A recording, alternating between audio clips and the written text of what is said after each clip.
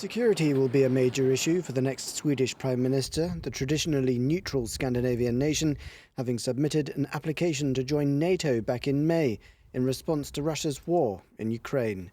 But the main political debates have been dominated by insecurity.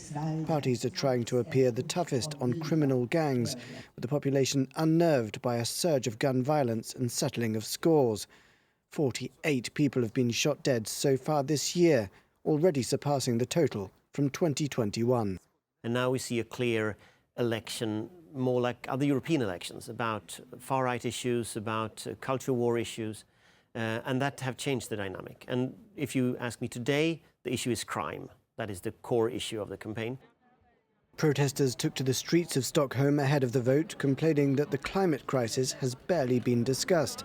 They were led by the activist Greta Thunberg, whose protests in front of the Swedish parliament sparked a global movement.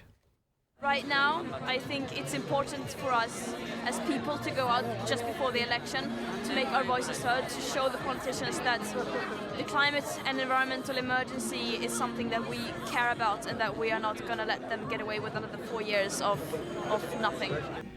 The polls show the far-right Sweden Democrats, a long-time pariah on the political scene, could reach an unprecedented second place, enabling them to join forces with the traditional right.